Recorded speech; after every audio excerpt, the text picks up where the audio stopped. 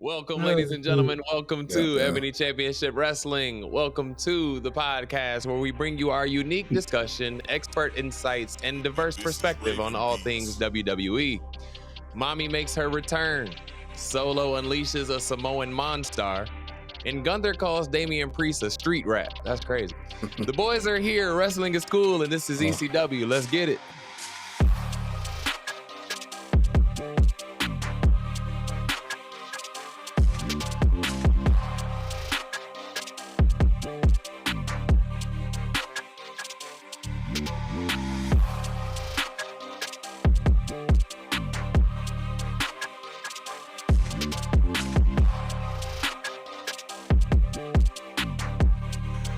Welcome, ladies and gentlemen, and wrestling fans across the globe. This is Ebony Championship Wrestling. I am your host, Jackie Miles. And welcome to your screen, the man of 54 holds, Montay, a.k.a. Coach Montay.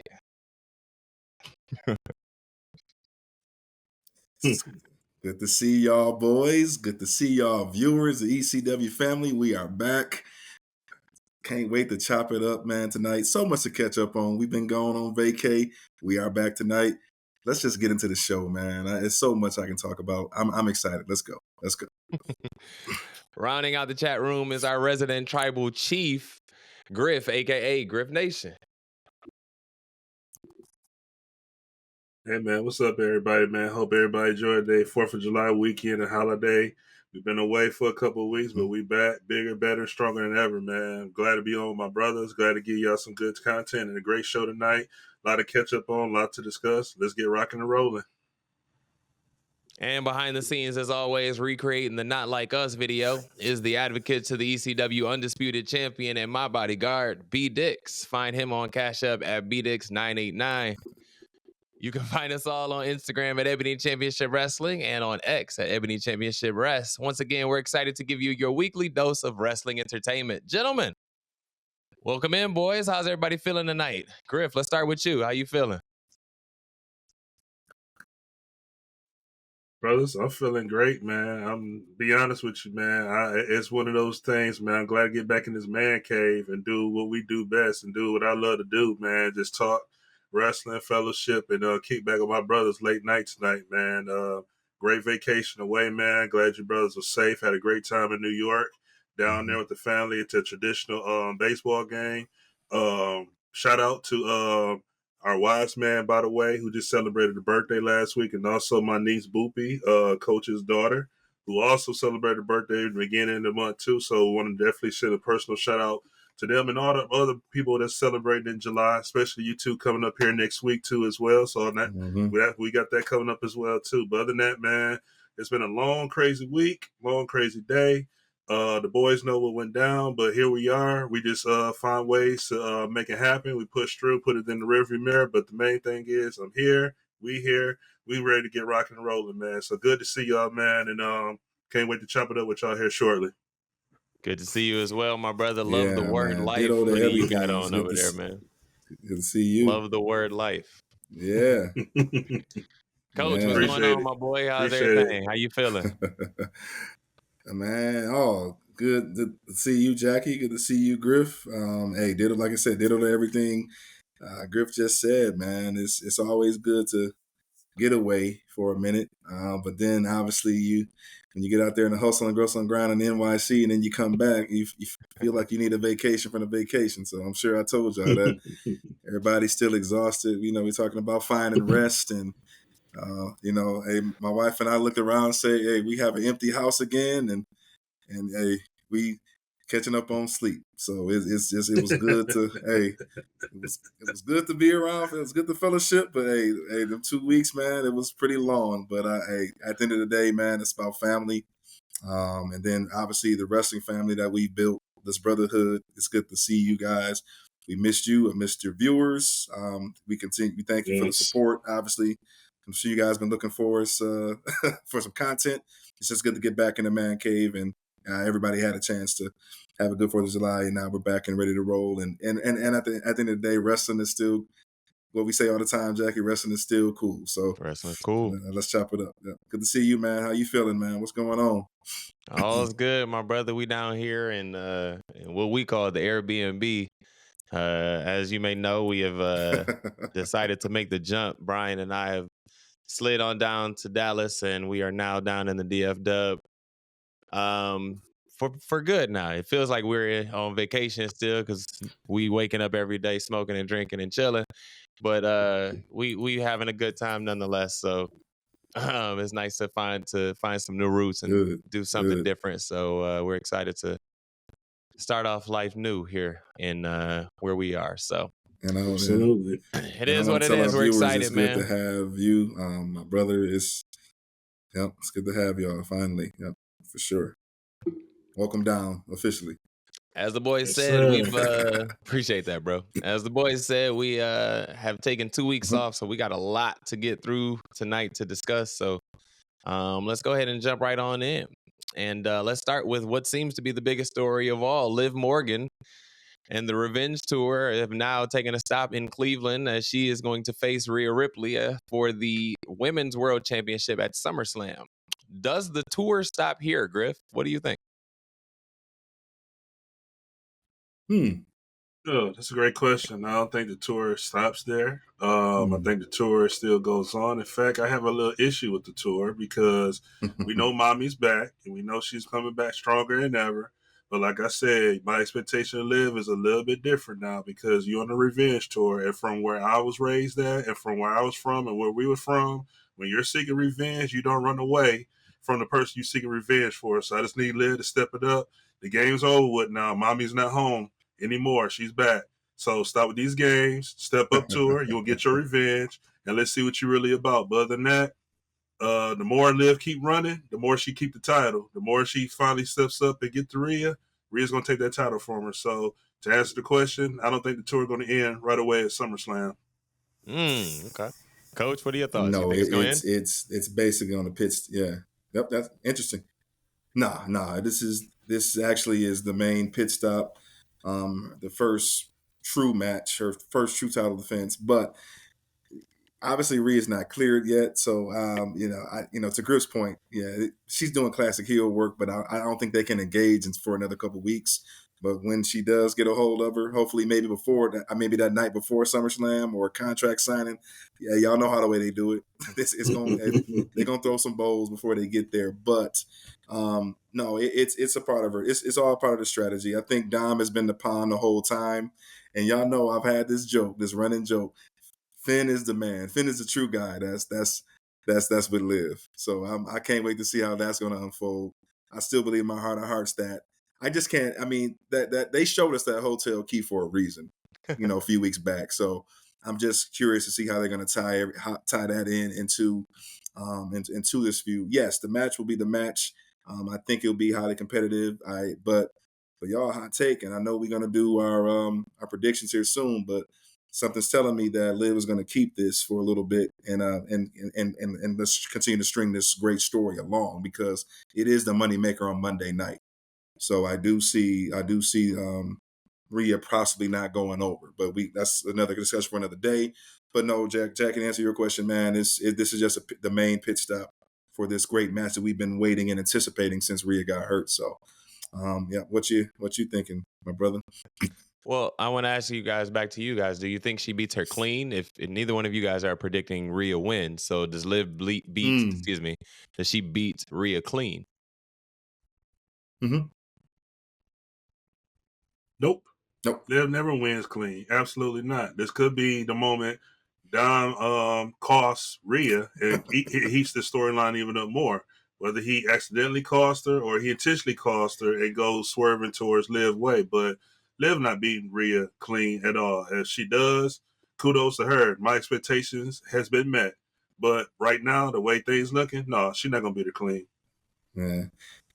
I thought we were gonna get the custody for Dom match at SummerSlam, but it looks like Rhea kind of sliding over. Hey y'all, this is funny as hell.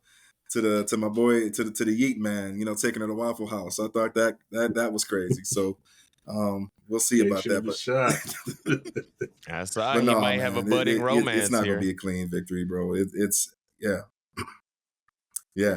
So But no, man, I think Bad Blood's coming in ATL. I know, hey, Jackie, me and you talked about it. Hey, we close to the ATL. Mm-hmm. Hey, this one might be one to just see, just cause it's gonna be pretty good. But no, they need to carry this out to Bad Blood. So we'll see.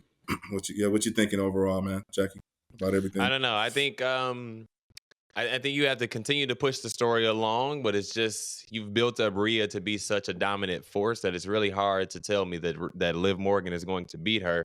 Yeah. So I don't see it happening clean, but I do want the revenge tour to continue on. I do want to see what Liv actually has to do. And to Griff's point, she's doing heel things, but she's running away. She needs to step up. If she's actually going to beat her, she needs to step up and show some dominance at some point. So yeah, we'll see. We'll see what happens as that continues along. Does Rhea take Dominic back, Griff?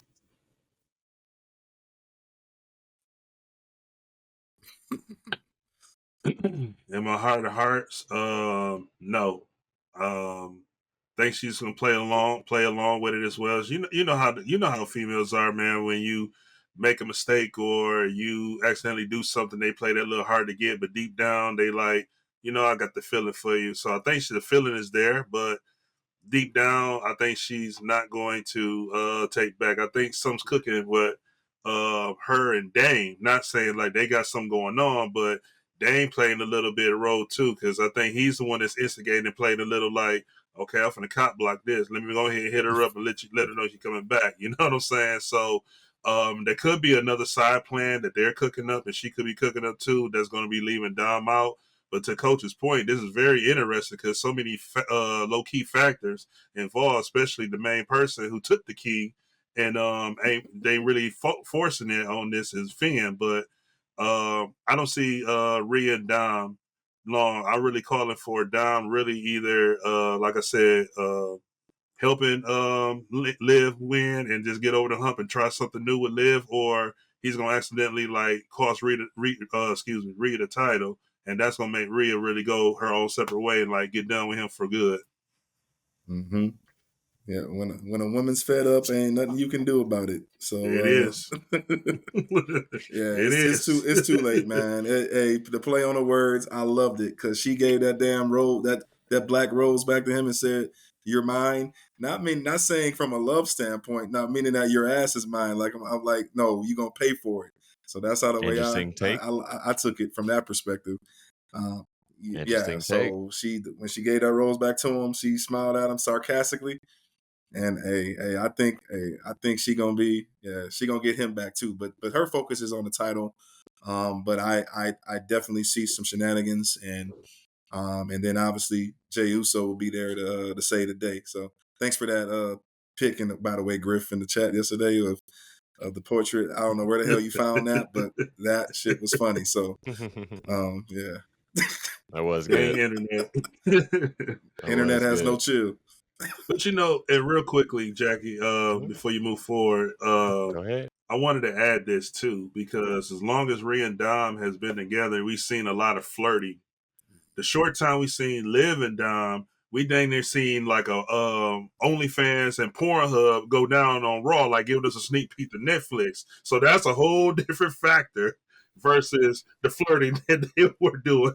And even though we know she got Buddy at home and he got his own wife at home too, shout out to both of them, happily married. But on screen, Liv coming in like on some Pornhub and OnlyFans type stuff, and Rhea just like on some high school flirt. So yeah, that's gonna be the factor right there. There's definitely a difference between the two styles of flirtation. So I don't know. Maybe we are getting a preview of Netflix. I don't know. Yes. Yeah. Let's flip over to the big story on SmackDown. To me, at least, I don't know if this is the big story to you guys or to anybody else that's out there watching, but Solo Sikoa is following the blueprint for success when it comes to building up the bloodline. He picks up a win over Cody at the last PLE, and now says that he is the tribal chief. Do we believe him? Do we believe that he is indeed the tribal chief? Our resident tribal chief. Why don't you give us an answer to that, Griff?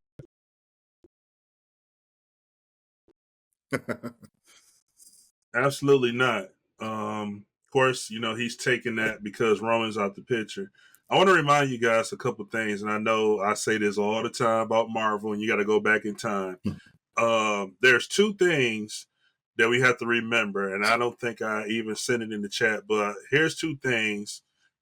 The Usos, when they shot their promo to Roman, when they all broke up last year, they said the next tribal chief is the person that's next to you. And Roman like literally bust out laughing like, this dude? Yeah, right. And Solo looked at him like, bro, you don't know like that. So that's one factor.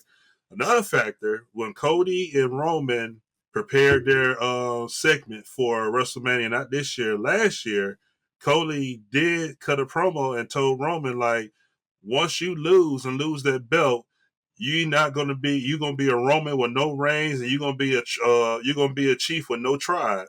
So Yeah, I remember once you that. lose, Heyman's gonna go separate, and Solo's gonna go separate. You're gonna be all by Yeah. yourself. Here we are. Roman loses the belt this year. Look at what Solo's doing right now. Everything they spoke in those promos, this is what Solo absolutely is doing right now. But man, I love it. Is he like the Roman and the tribal chief? No, but he's the tribal chief for this group. Yeah, let's see what they can do. Let's cook with it. Like, he's doing a fantastic job, and I'm loving it. Mm-hmm. Yeah. Coach, any thoughts? Yeah. At Mania 40, if y'all guys were catching it, when Solo was in the ring with Roman, when they were trying to cheat, they were trying to do the same thing they did at 39. You know, the same. It was about the same plot line. He came in there with tried to do the Samoan spike, put it away, but this time, hey, Cody had backup, obviously. But if y'all notice that Solo was complaining, so the seeds were planted then, like, hey, like, fool, what are you doing? Like, this ain't the tribal chief that I know. So everything. So at first, to be real, like it took some time for him to grow on me.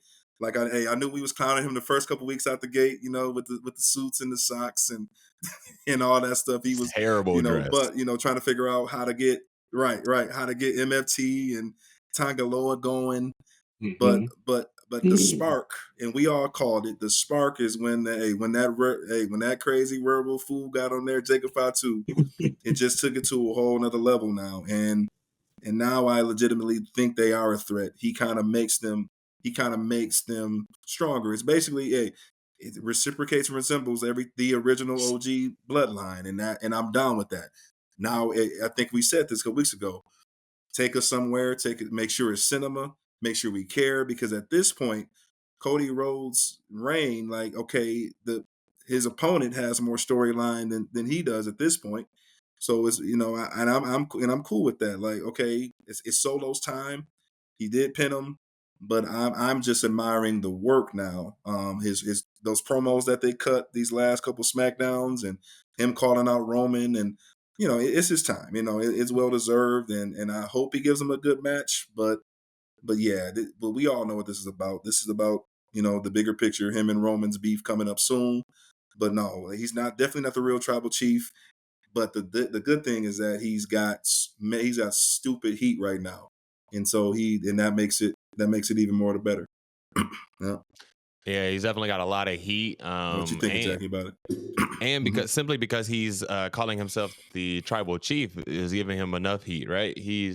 Nobody believes that he's a tribal chief. Everybody is going against that. And he pinned Cody Rhodes, and how everybody feels about their American Nightmare. So I don't think that this is exactly a replicant of the bloodline. It has its own flavor. It has its own style to it, as they're now starting to they're now starting to get into their own groove.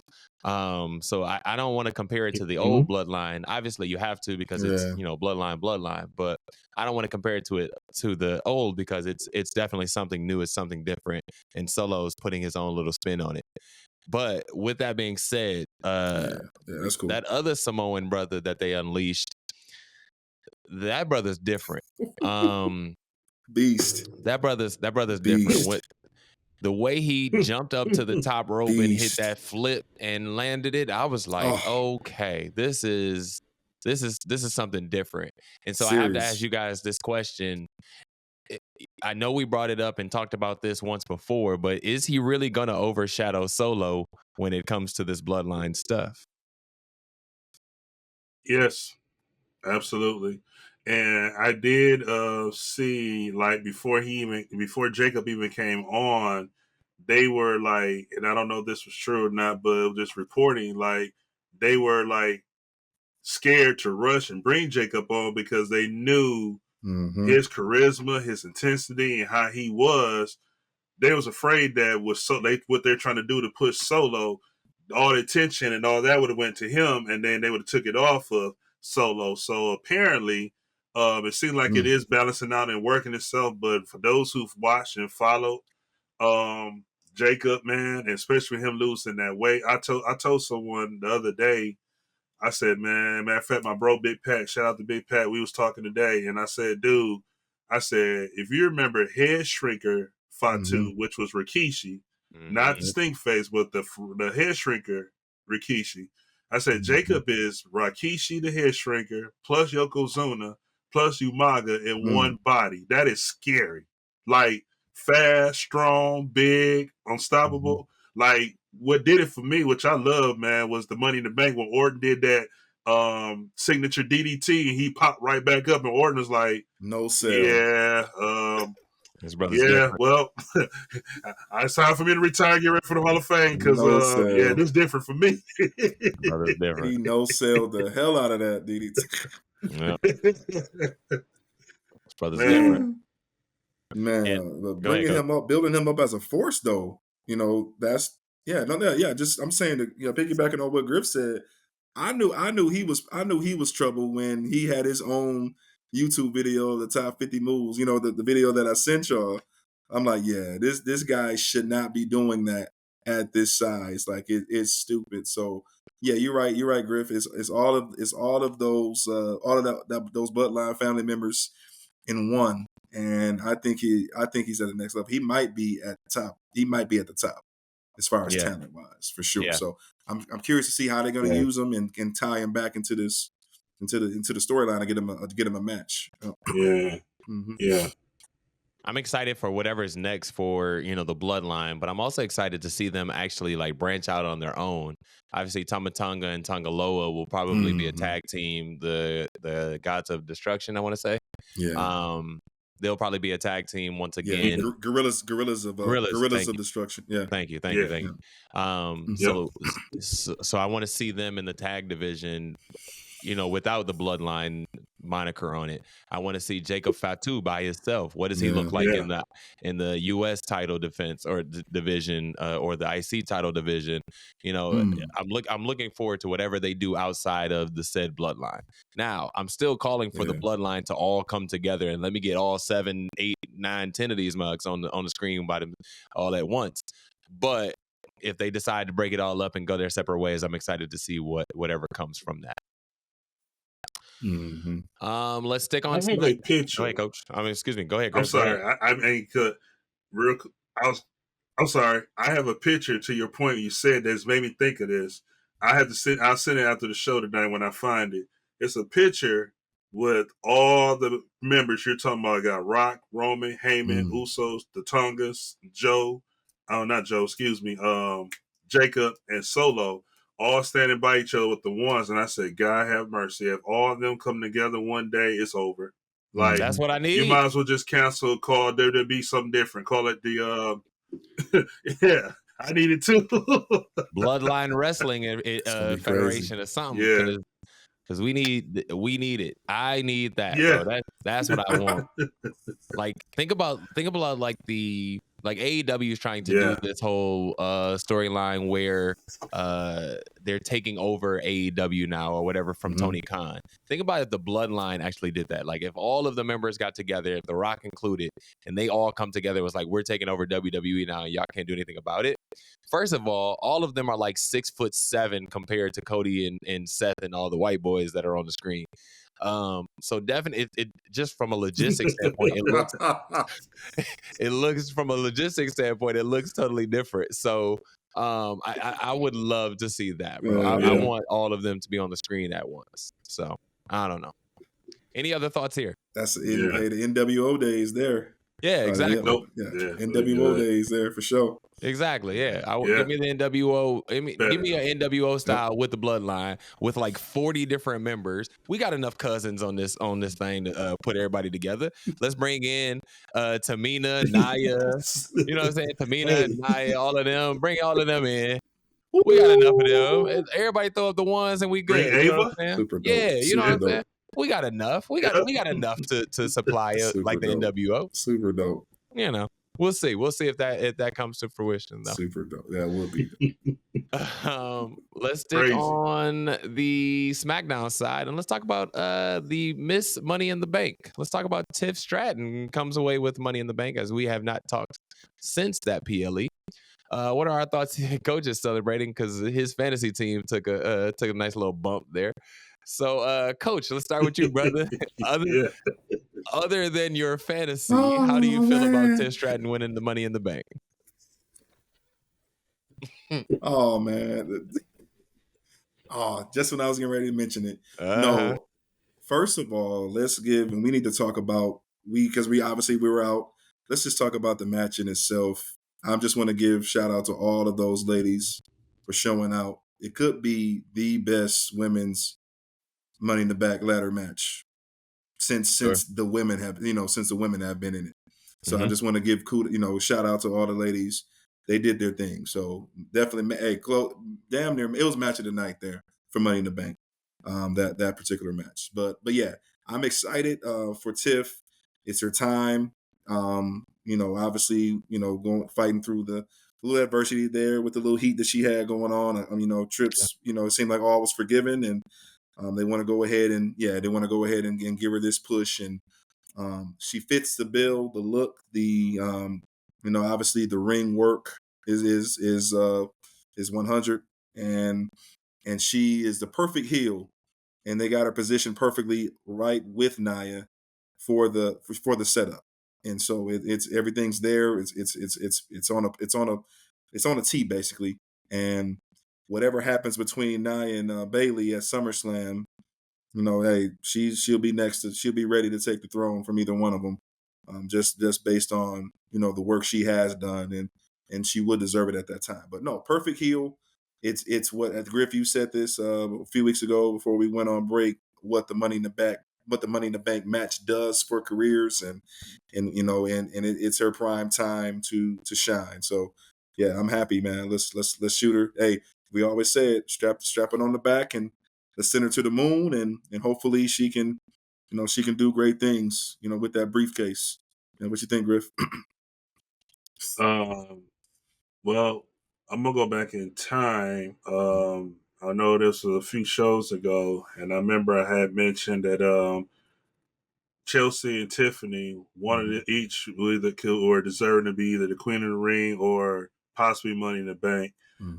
Fortunately, I did pick Chelsea, so I didn't win that under fantasy, by the way. But the second one, I mean, Chelsea and Tiff was really like 50-50. Like, it was coming down one of those two, which those two, it made sense for one of those two. I went with Chelsea all because it was in Canada, and that's where she's from. But Tiff as well, deserving. It made sense, especially with the storyline that they're going with her and Naya. And now Naya's like trying to like, yo, you better not cash that in, or you better not do this. So you got a little rap between that too. But for Tiff, man, we saw this in NXT. We saw this when she was going heads up with Becky Lynch. When she had that match with Becky Lynch, I already said it last year when we first started doing the show, like, she's main roster material, like, right now. Like, let's bump her up right now. Like, she's that good, man. She got the looks. Definitely she got the mouthpiece. She definitely got the talent.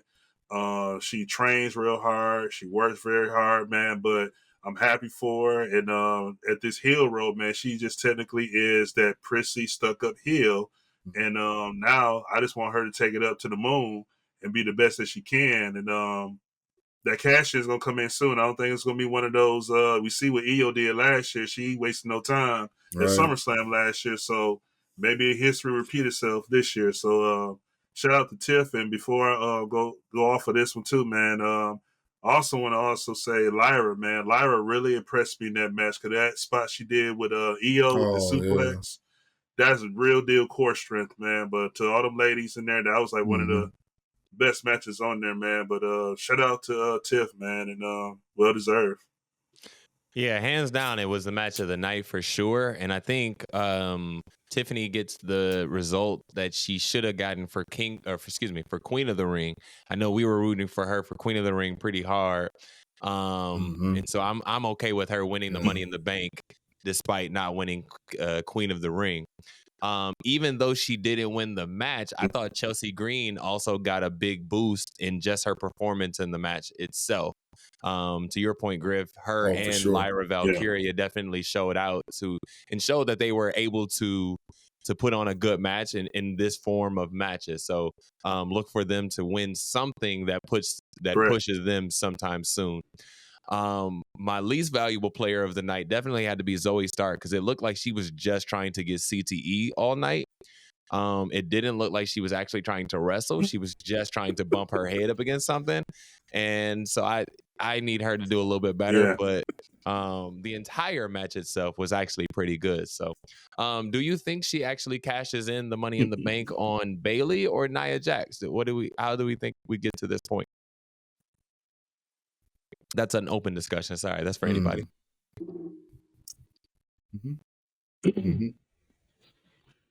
You know, it's easy to say because going to SummerSlam, I think Nia is probably going to be the favorite. I feel that Tiff may not cash in right away unless it's like a super, super duper open opportunity.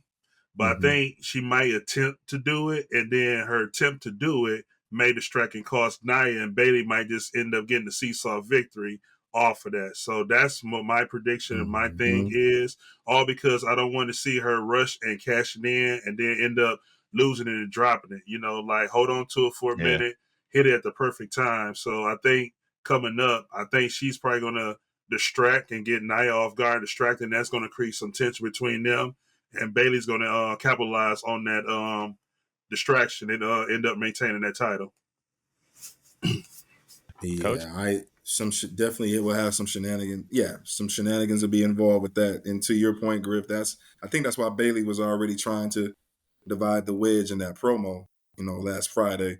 You know, she got obviously it's 2-on-1. She got She got to do what she got to do to try to get them off of the same page. So it's gonna be Nia is proven, right? She's proven to show up in the big moment.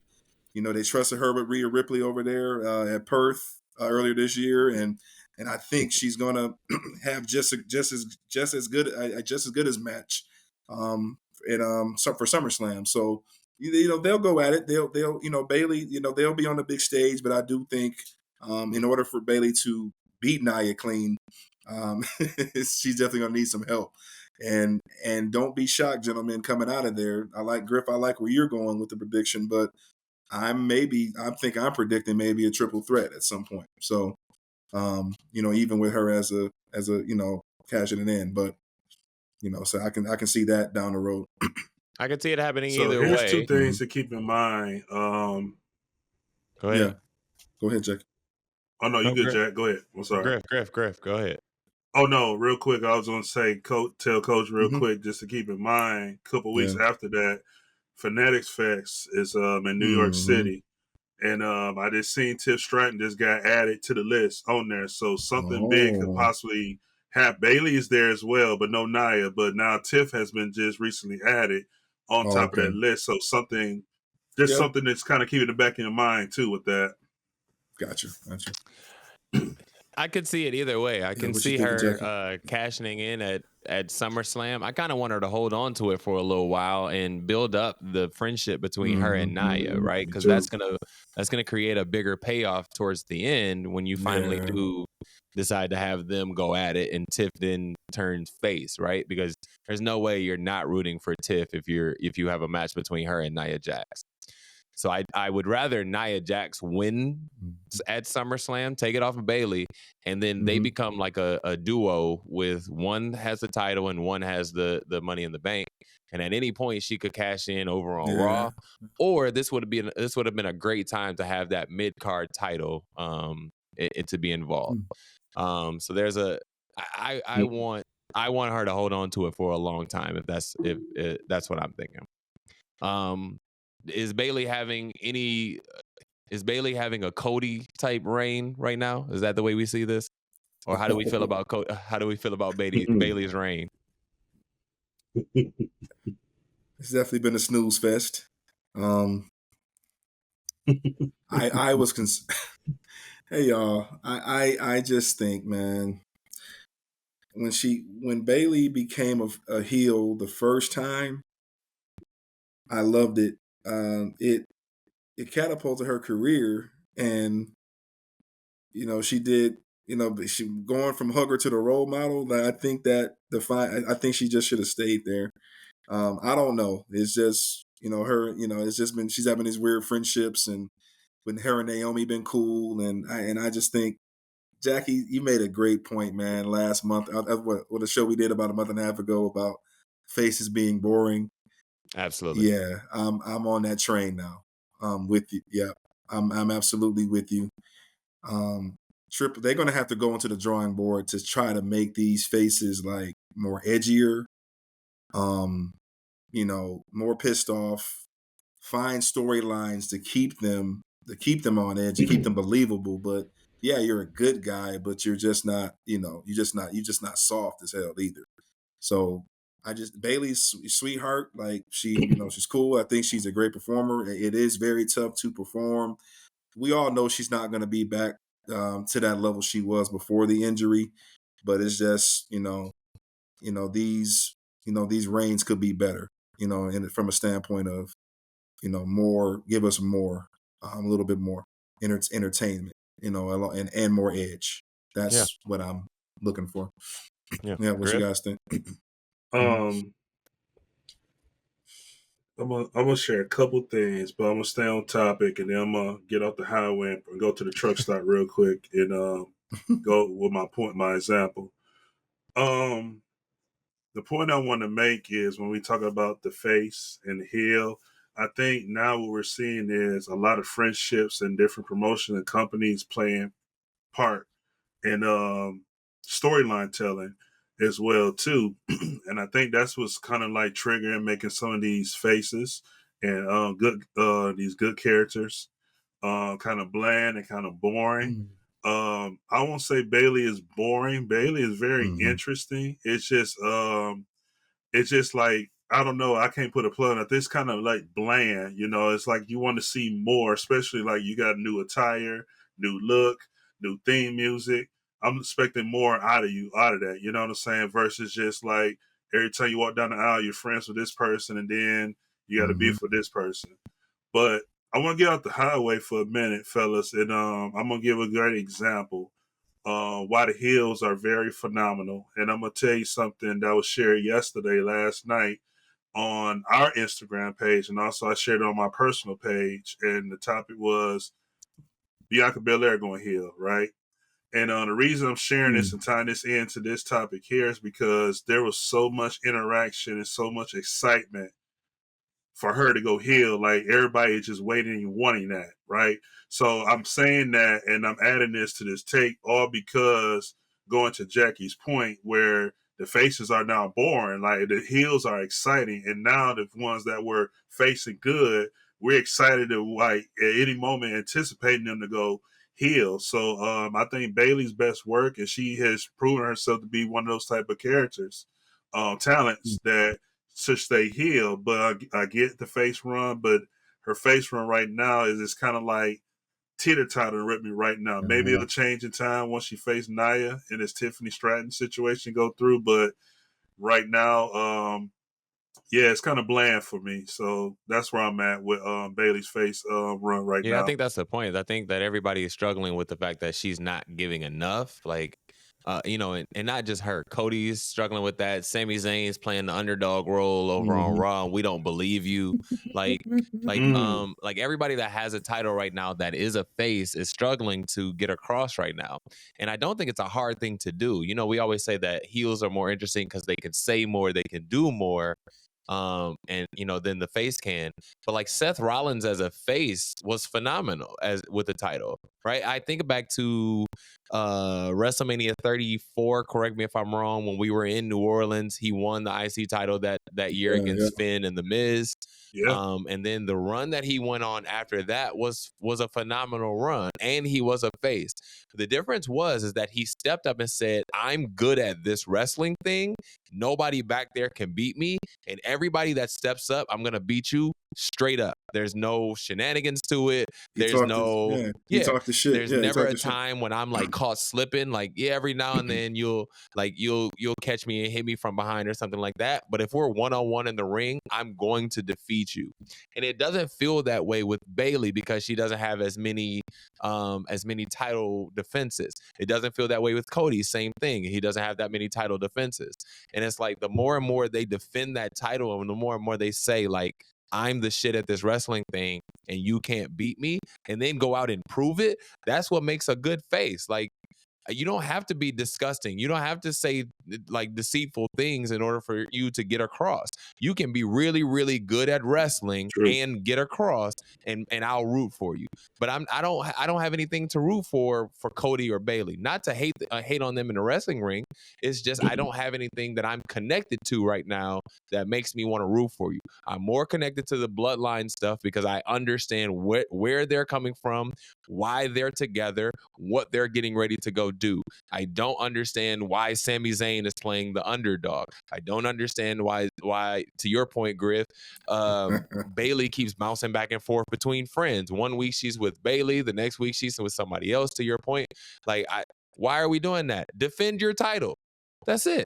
That's all you need to do for me. Defend your title. And I promise I'll root for you. Gunther didn't even have to say anything on the mic. He rarely talked on the mic.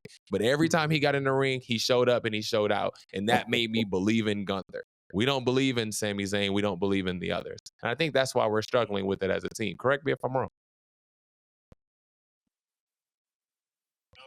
That's dope. That's it. Oh, no, you're absolutely right. And to Sammy's point, that's funny because I had a couple people mention, like, Sammy greatest work is when he don't have a belt on him. Every time he has a belt on him, his work he's an goes underdog. down.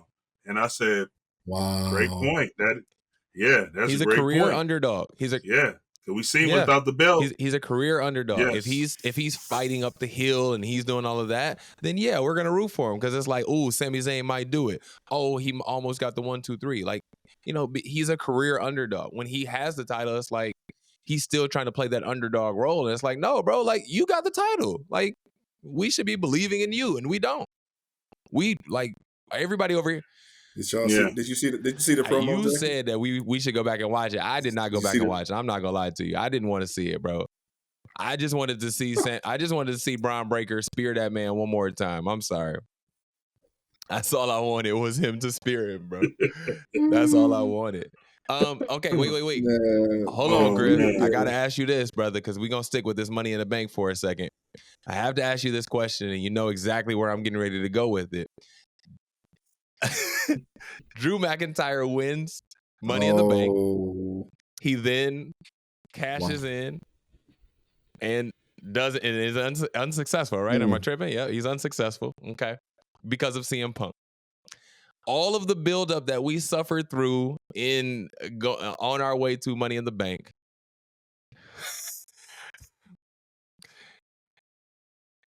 Okay, I'm not criticizing Jay in this moment. I'm criticizing WWE in this moment. WWE in this moment.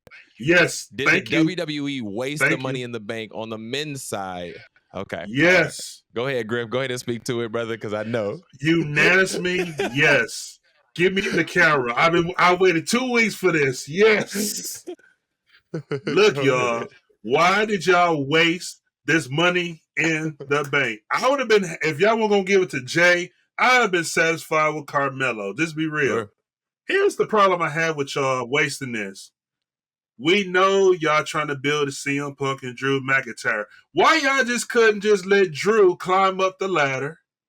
Then CM Punk just interfere, flip him off the ladder. Jay climbs up the ladder, grab the briefcase and Money in the Bank. You have a Money in the Bank winner. You literally wasted. Now we have no Money in the Bank cash in on the guy's side for a whole nother year. And we still in July. We won't see another Money in the Bank winner till July 2025 next year, wherever they're going to do Money in the Bank. Yes, WWE, Triple H, I love you, dog. But y'all writers and bookers, y'all dropped this one. That's my opinion. I'm sticking with it. This was a total waste. Y'all could have had CM Punk just come interfere, pull him off the ladder, beat him through the crowd. Jey Uso just climbed the ladder, grabbed the briefcase, been done with it. I would have been satisfied with that. I would have been satisfied with Carmelo. As long as it was LA Knight, I don't care. Them two, I would have been satisfied with that. But yeah, to your point, Jackie, yeah, they wasted that. Coach, are you on that side as well? I'm going to stop. I'm going to stop rooting for Drew, man. I'm Drew's boy. Yeah, I forgot about that. I'm joking, bro.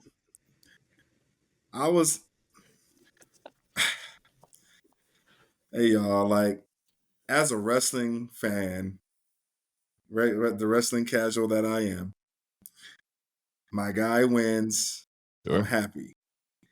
But now you guys have taught me to look at the bigger picture. And I'm learning how to look at the bigger picture.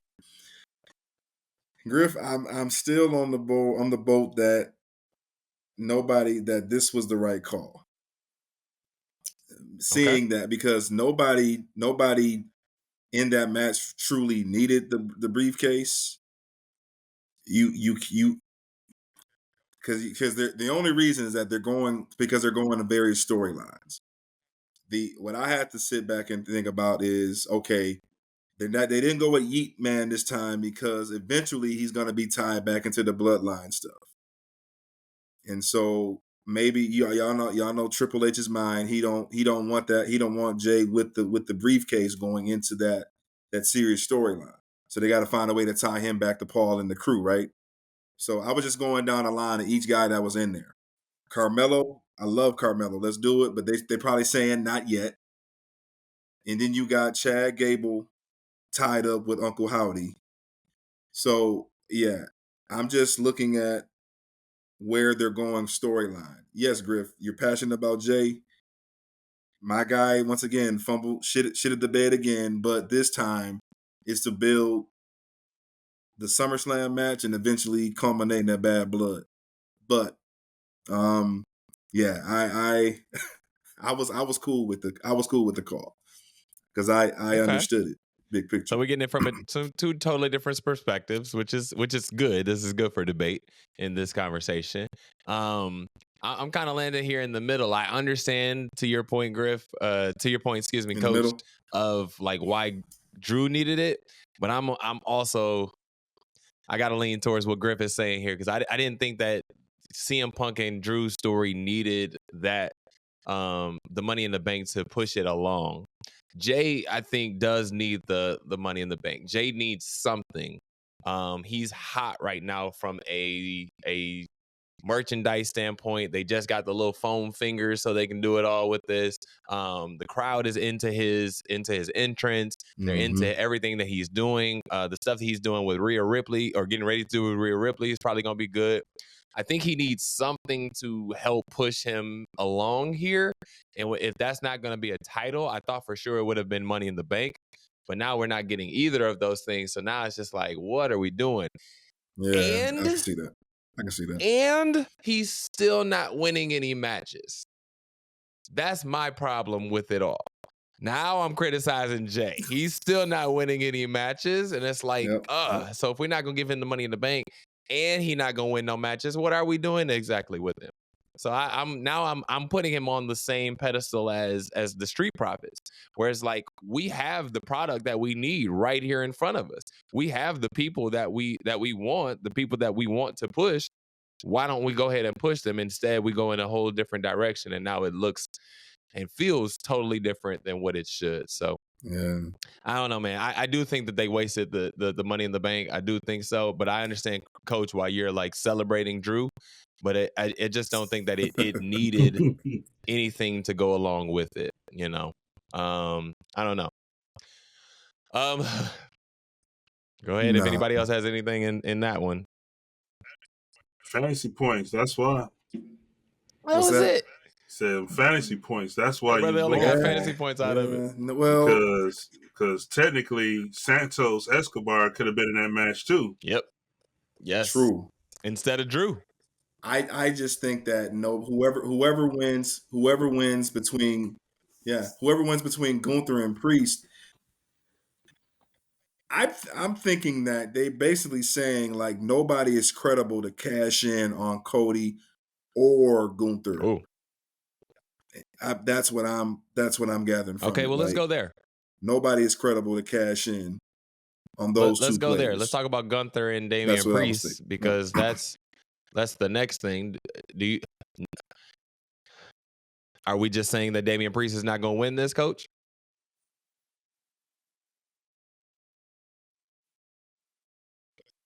Good question.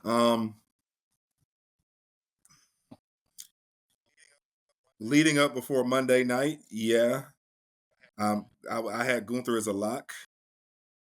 But now I'm not so sure because, and y'all can bounce this off you. Hey, I know we got a round of applause coming here soon, but like Damian Priest, you finally moved me in a promo. And so, so no, all of that, the classic heel versus face, the elite versus the poor. You know, he took us back to that Latin phrase. It's called him a street rat. You know, you open the show. That was that was cool. But I give praise for Damian this week. You know, standing toe to toe with Gunther. You know, letting them know, hey, you know, I'm on the pushover. You know, hey, you can think what you want to think. I'm coming out the mud. Like, enjoy because guys, hey, it's coming. Enjoy my face run with this belt because that's basically what they flipping it. It's right there. They did go ahead and do it. The face run is right there, especially with this promo. And for the first time, y'all, the crowd is behind them. But to answer your question, Jackie, I do believe that I think Gunther showed his heel ways. This was like the most heelish he's ever been. So right now, I'm kind of I check back with me next week for the prediction show, but because right now I'm in the middle. Got it. I don't know which way. Griff, any thoughts here on Damian Priest and Gunther? For me, I'm not calling. Oh, sorry. I'm not calling Priest a face just yet. See, he's slithering in there, and because of the circumstances that's been going on with him and Seth, to be honest, Seth is the reason that he started to get a little face action, you know, with the whole respect, you know, calling him out. And then, you know, the fact that he flipped it on Seth, you know, with the stipulation, if I beat you, you can't ever get a title shot as long as I'm champion. So Priest kind of flipped it a little bit like, well, wait a minute, you technically got hold, you know what I'm saying? You got screwed as well too. So if this is a fair fight, you know, yeah, you're not coming for me no more. But because you got screwed in this too, yeah.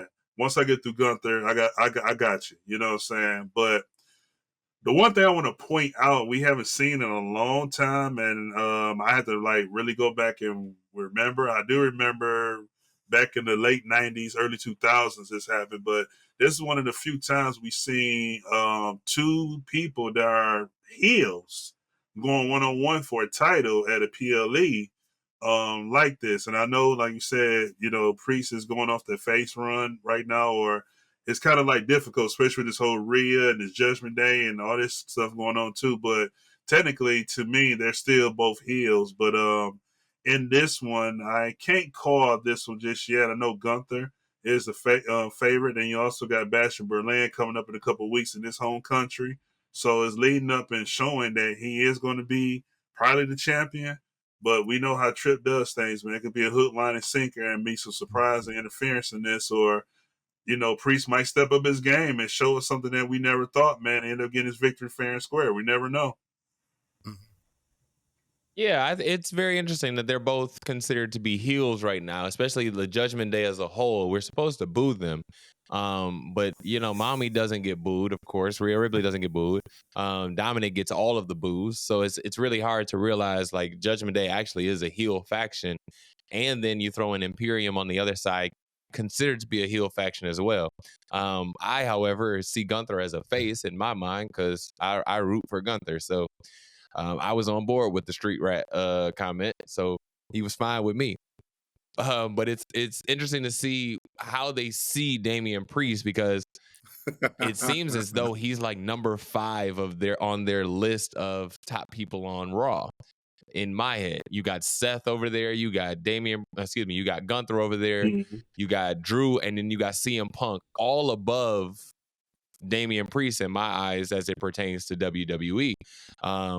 Even though he Yeah. has the title, it's like, you know that those are your top guys over there. Damian Priest just happens to hold your title. So I don't think he gets out of SummerSlam with the title. I've said this before, but I don't think he gets out of SummerSlam with the title because you've built Gunther up so much.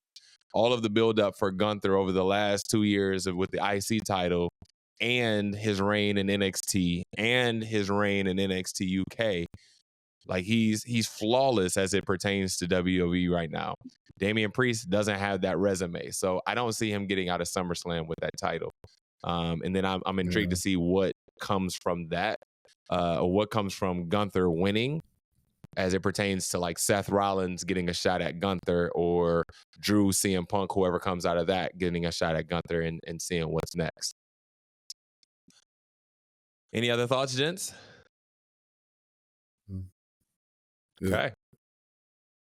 Okay. Let's go. Last but That's not great. least, in this part of our evening, let's talk about the retirement tour that is John Cena, as he is going to basically go on an 18-month retirement plan from now until the end of 2025. So 2025 is going to be his last year. They're saying that he's going to have about 30 dates. I don't know if that includes 30 matches, but definitely 30 appearances during this time. What are our thoughts on the impact that John Cena has had on WWE as a whole, and on the impact that John Cena has had on WWE right now? Because the product that we see right now is not the product that John Cena was a part of. So what are our thoughts here? Griff, let's start with you.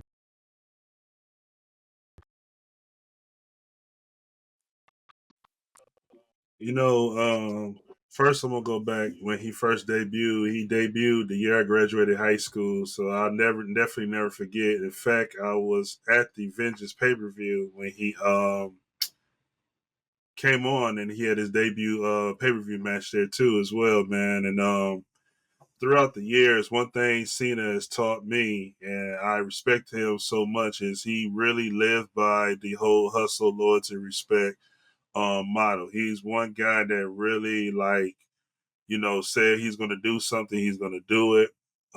He never backed down. He told that one guy who was once running the company, if you give me one chance, I'm gonna step up and I'm gonna be your guy.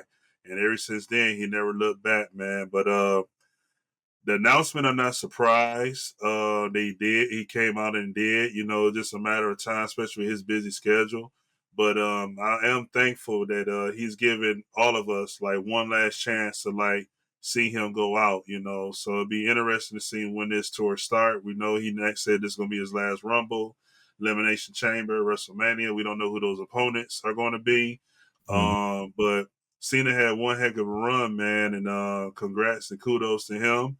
I know he's going to be around and help him, but more importantly for me in this last run, I'm just looking forward to see who his opponent's going to be, who, if some of these young guys he's going to challenge or probably step up and challenge them, but then whoever he gets as these young guys, man, be thankful because this is a guy you probably grew up watching when you was in school, and now you had the opportunity to be part of this farewell tour and give him one good bang and one last match, man. So, man, I'm excited for it, man, and here we are. Yeah, I'm giving paying homage is good. He's just well deserved, well earned, and I'm gonna say out the gate, I hope they give him another chance to go after that and actually get that 17th world title. So in this farewell tour, I would like to see him fight for that title, and that will be a hell of a story. And that's kind of why I believe my heart of hearts why they're doing this way. So it will be well earned. And imagine the pop that when he does win that. So that'll be something he does deserve to ride out into the sunset. Carrying that. Obviously he'll have to lose it back before he retires, but at least having that accolade. He's been doing work. He's been putting over talent. He's had some of the great feuds throughout history. But I will say this: I got in, and actually, when you got me back into wrestling out of college, when I started watching it again, he was at the top of the mountain, and I would say I would much rather have had him.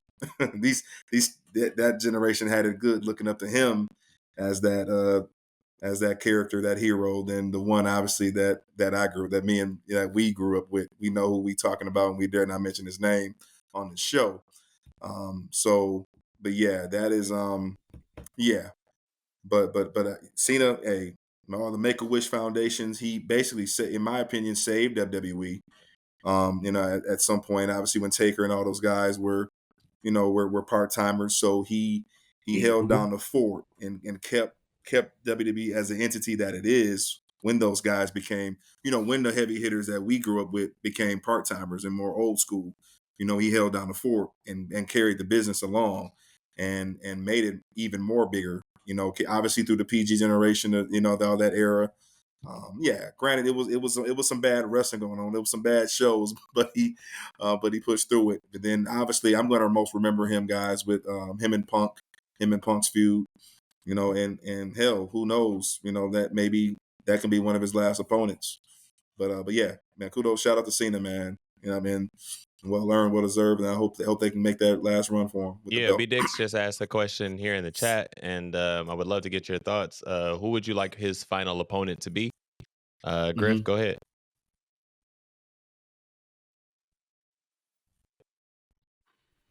Go ahead, Griff. It will only make sense for it to be Punk, Randy, or Cody. For me. Okay, Coach.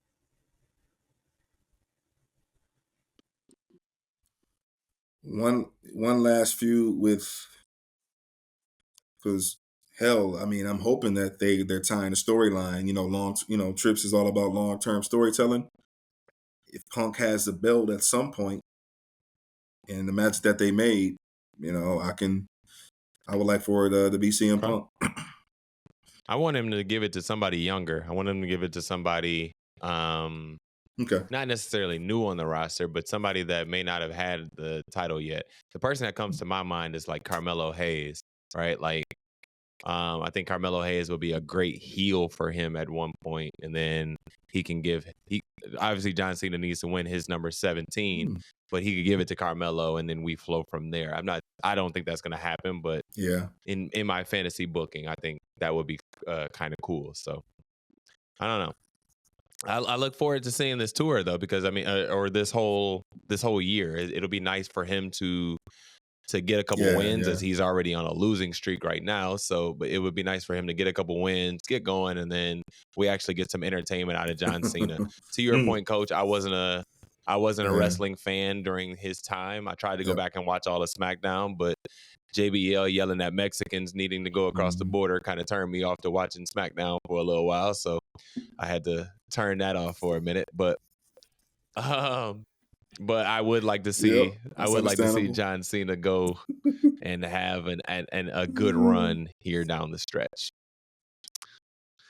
All right, man. Obviously, we can't talk about everything on this show, but we want to try to hit on as much as we can. So let's turn it over to the lightning round. I'm going to give the boys a topic, and they're going to give me their quick thoughts as we hit on each subject. We'll put 2 minutes. You know what? We'll put 3 minutes on the clock. We haven't been here for a while, so it's going to take us a little bit to get through this. Let's put 3 minutes on the clock, and let's go through the lightning round. DIY defeats A-Town Down Under and win the tag team titles. How do we feel about this one? Let's start with you, Coach, and then go to Griff.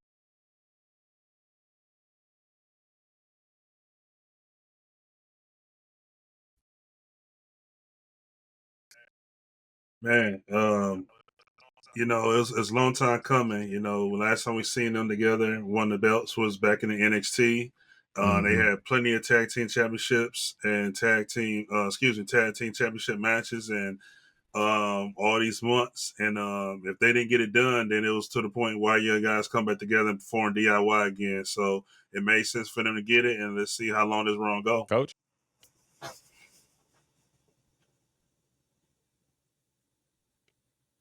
Oh yeah,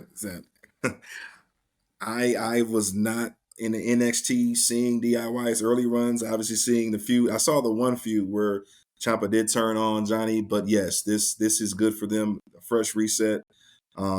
And more importantly, the story is I'm curious to see what they're going to do the fallout with Grayson, because I'm still waiting to see the final project on Austin's Theory's face run. So yeah, a lot there, but it's a good tune up for all four of those guys. A fresh start. Look forward to see what they're going to do next. Is Randy Orton setting Cody up for the fall? Coach, what are your thoughts here on Randy Orton? Yeah, he pretty much saying, "Hey, you're gonna get this heat from the bloodline. There's gonna be a lot of people coming for that title, but just know that the Viper will strike.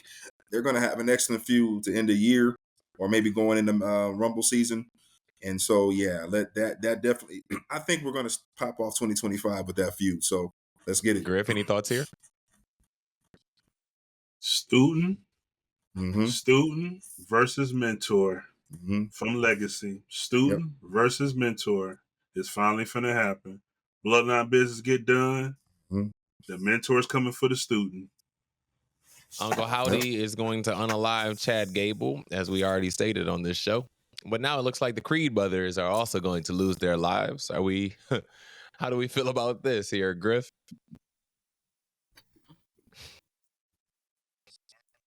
Smart by the Creed brothers.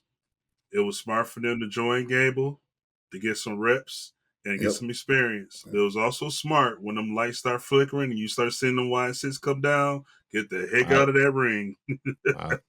Coach? Yeah. I love this. I've loved Wyatt 6 ever since they came out, because shit, man, I finally can understand it. And I'm invested. I'm invested because it's reality tied to it. I won't keep saying it every week, but it's they're all bound together by grief and the raw emotion. And yeah, when they go, Chad Gable is the first victim in the Creeds. So, all right. Looks like Sonya Deville has added Zoe and Shayna to her faction, now creating the Lesbian World Order. And honestly, I'm here for it. How do we feel about this faction taking off? Let's start with you, Coach.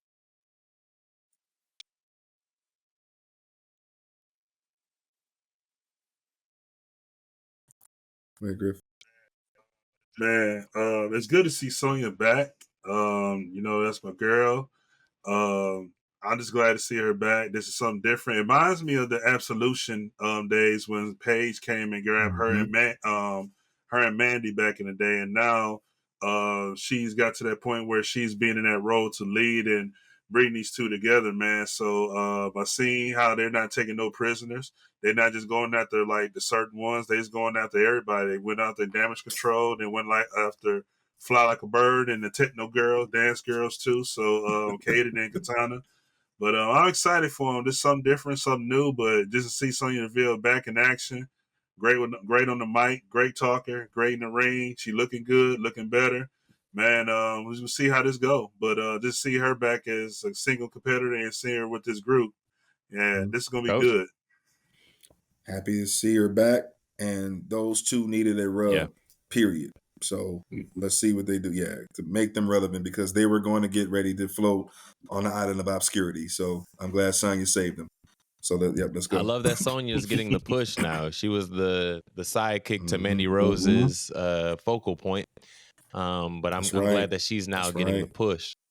Ilya Dragunov and Braun Breaker and Sami Zayn look like they're going to be in a triple threat for the IC title at SummerSlam. How do we feel about this? Because I have some thoughts. It's a triple threat situation looking and coming through, but I'm still with Braun Breaker.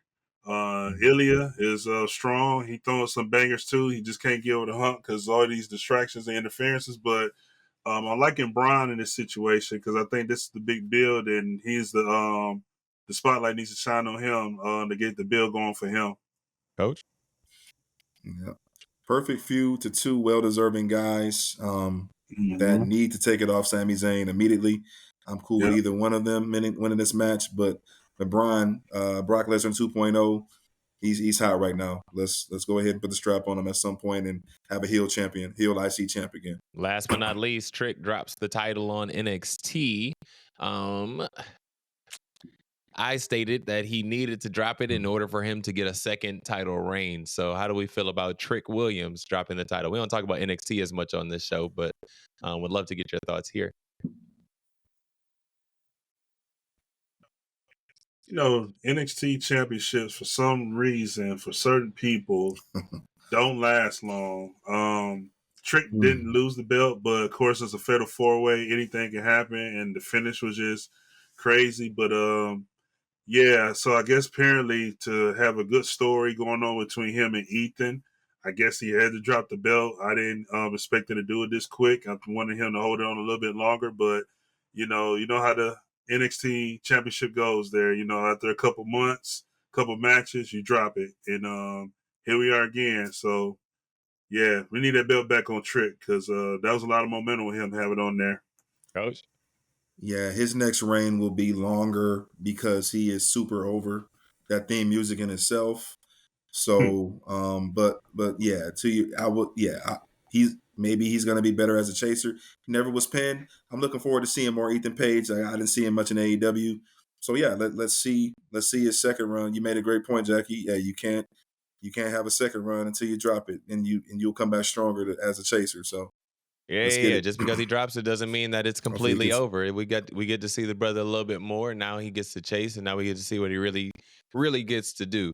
That second title reign down in NXT always tends to be a little bit better. Carmelo's was better. Braun's was better because Braun even came back as a face the next time. So I expect him to do big things. Also, that fatal 4-way match was really, really good. So hopefully they can. Javon, bouncy. Hopefully they can continue to build on that and move forward. But let's go ahead and give a round of applause. Let's start with you, Coach. Who you got a round of applause for?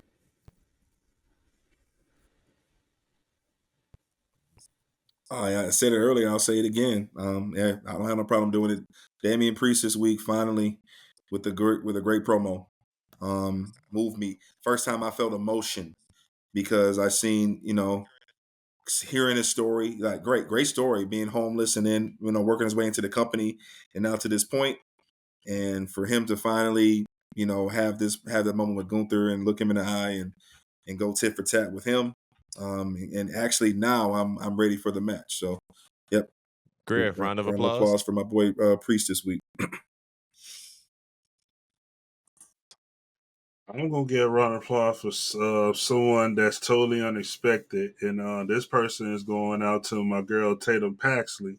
Not only putting in work in NXT, but she's doing crossovers with TNA, feeling her way in. But more importantly, everything as a support and sharing anything with her. She's always liking, she's always responding, she's always reposting. So I'm gonna give her a round of applause because a lot of people, especially in that promotion, don't have to do that, but she consistently do it.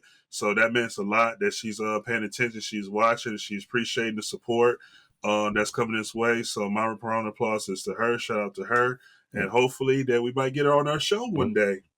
Shout out to you, Tatum. Big invite. I like that one. I want to give my round of applause actually to Bo Dallas and the Wyatt Six because I did not expect the whole Wyatt Six situation to be as entertaining as it has been without Bray Wyatt. But right now it's gripping. Yeah. It's getting you involved, and I want to see what they actually do in the ring. So it was their entrance was so intense on Monday night that it totally overshadowed the Creed brothers being with Chad Gable at that point. Like once they entered the arena, it was like, oh yeah, that's right. We did have the Creed brothers out here. Totally overshadowed that, and I was perfectly fine with it too. So a huge round of applause to the production team and everything that they're doing with this whole Wyatt Six thing. All right, boys. Last one of the night. Let's go ahead and end this thing out with our last segment. We're going to do a question of the night. And with John Cena doing his retirement situation and with WWE changing overall, I would love to know if you could bring back any retired WWE superstar for one more match, who would it be with? And who would you want them to face? Who would it be and who would you want them to face? If you could bring back any retired WWE superstar for one more match, who would it be and who would you want them to face? Please jump in as you see fit. I don't want to put nobody on the spot and make them answer before they have their answer. So if you're ready, please jump in. All right, I guess I go for this one. I would bring back Stone Cold. And I would love to see Stone Cold mix it up with Roman Reigns. Okay. I don't want to cut you off. I don't want to move on to Coach without letting you get your full thought through. If you can explain. Explain that, yeah. All because you have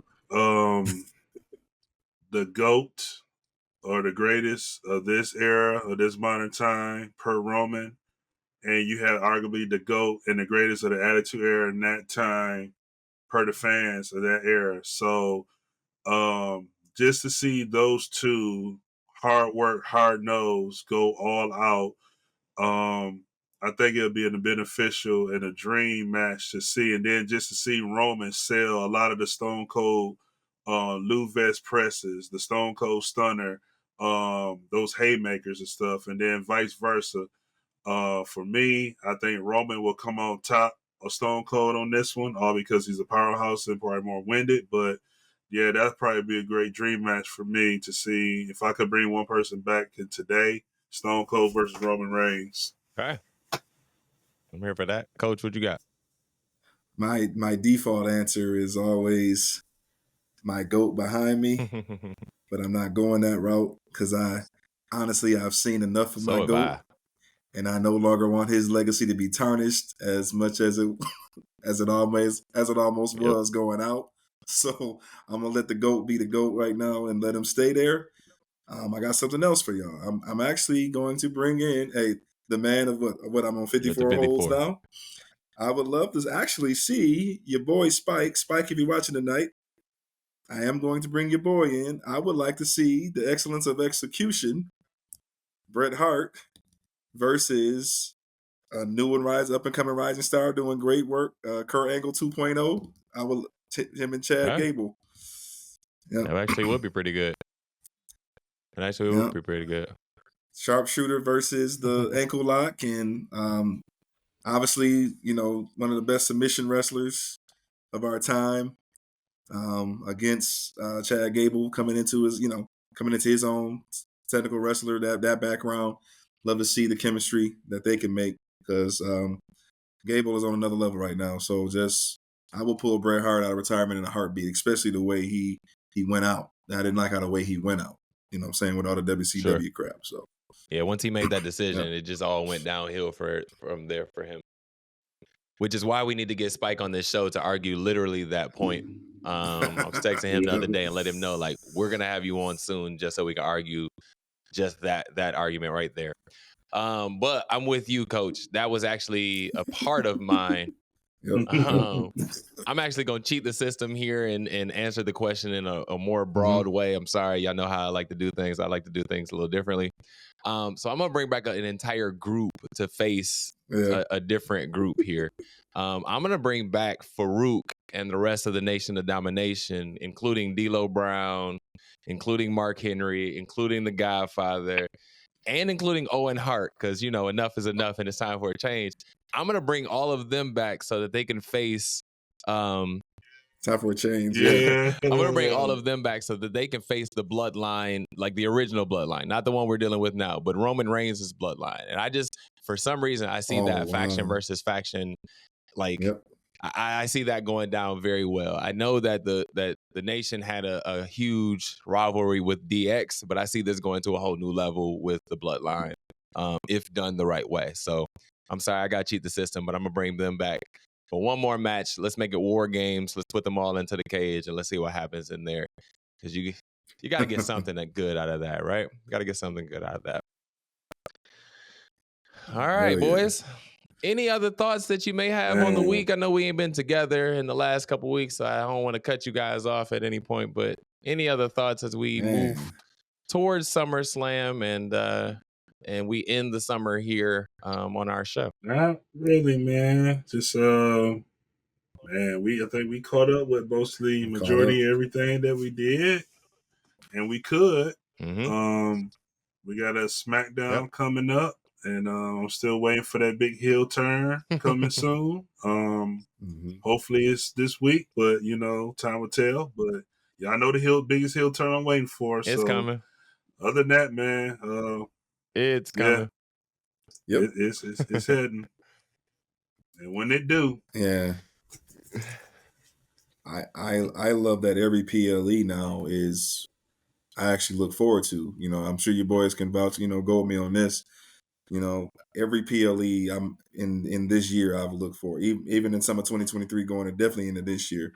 Like I'm looking forward to a SummerSlam because I'm really anticipating the Tribal Chief to show up to see if he's going to show up. So every PLE now has something, that get you in suspense and to get you excited to watch. So yeah, this is a great time. Always a great exciting time of the year. So WrestleMania in the summer is what they call it. So excited to see it. To your point, man. I've been excited about wrestling the last year and a half. I know we started this podcast a little over a year now. Excuse me, a little under a year now. But just this conversation plus the product that they're actually putting out has gotten me excited about wrestling all over again, and excited about the product and excited to see what's to come. Yeah. So let's go ahead and close this one out, boys. Griff, let the people know where they can find you, brother. Yes, sir. Y'all can locate me at Griff Nation 84 on Instagram and also on X, formerly known as Twitter, CGriff84. Follow that brother. Coach? All right. Yep, viewers, I'm your coach. It's your boy at Coach Montay 24 on Instagram. We appreciate the love and support.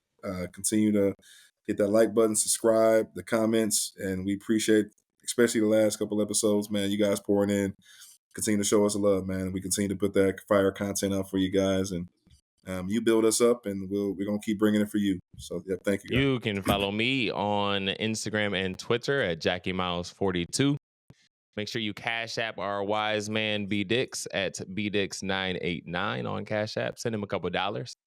We are excited, man, on this show. In the next couple weeks, we got a few people coming on the show, and we're excited to invite them on and join in on our discussion. So look forward to that.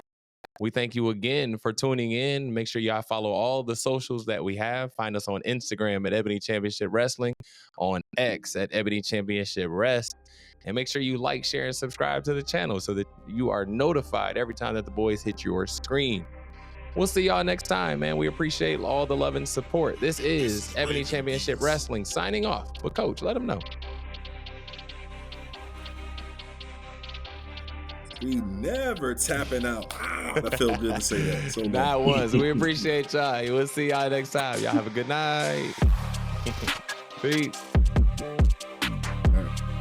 Peace.